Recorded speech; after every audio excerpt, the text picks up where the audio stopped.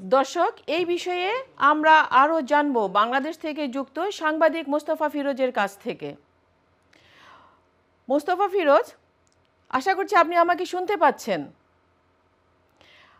আপনি জানেন আজ সকালে ফারজানা রূপা ও শাকিল আহমেদকে ফ্রান্সে যাওয়ার সময় আটক করে হজরত শাহজালাল আন্তর্জাতিক বিমানবন্দরের ইমিগ্রেশন পুলিশ।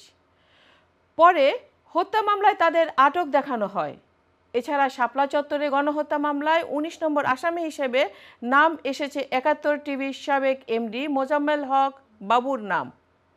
সাংবাদিকতা একটি মহান পেশা হিসেবেই দেখি আমরা, যেখানে আমরা সত্য বলার চেষ্টা করি, সত্য কথা বলি। কিন্তু তাদের এই বিতর্কিত কর্মকাণ্ডকে আপনি কিভাবে দেখছেন? ধন্যবাদ আপনাকে। যে এটা খুবই দুর্ভাগ্যজনক বাংলাদেশের গণমাধ্যমের জন্য যে গত ১৫ বছরে আমাদের কিছু সাংবাদিক, বিশেষ করে যারা বিভিন্ন চ্যানেলে কাজ করেছেন, তাদের ভূমিকা খুব নিন্দনীয় ছিল এবং এই কারণে বিভিন্ন চ্যানেলের উপরে কিন্তু মানুষের ক্ষোভ বিক্ষোভ, তার প্রতিফলন কিন্তু আমরা সরকার পরিবর্তনের পর দেখলাম। এবং আলোচিত যেই মানুষগুলো এখন কাঠগড়ায় দাঁড়াচ্ছেন, যেই মোজাম্মেল বাবু, ফারজানা রূপা, শাকিল, দুইজন আজকে তারা ফ্রান্সে যাচ্ছিলেন, তাদেরকে আটক করা হয়েছে বিমানবন্দর থেকে।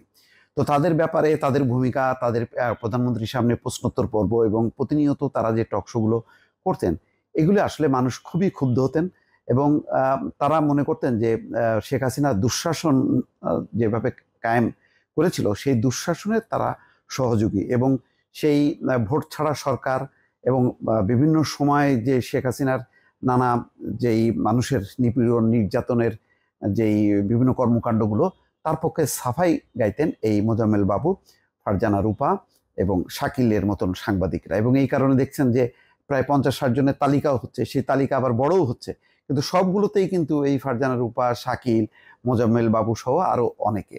তো আজকে তাদের ব্যাপারে স্বাভাবিকভাবেই যে অন্তর্বর্তী সরকার মানুষের যে প্রত্যাশা, মানুষের যে ক্ষোভ বিক্ষোভ, সেটি তারা টের পেয়েছে এবং তাদের বিরুদ্ধে নিশ্চিতভাবেই আমি বিশ্বাস করি যে নানা রকম অভিযোগ আছে। এখন হয়তো বিভিন্ন হত্যা মামলায় তাদেরকে আটক করা হয়েছে, কিন্তু তাদের বিরুদ্ধে তদন্তে সুনির্দিষ্ট বেশ কিছু অভিযোগ আসবে।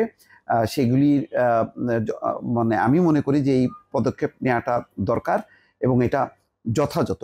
এবং এইগুলো যদি সঠিক তদন্ত এবং বিচার না হয়, তাহলে কিন্তু গণমাধ্যম পরিশুদ্ধ হবে না এবং এটাও গণমাধ্যম কর্মীদের জন্য একটা শিক্ষা যে তারা জবাবদিহিতার বাইরে থাকবে সব সময়, এটা তো হতে পারে না।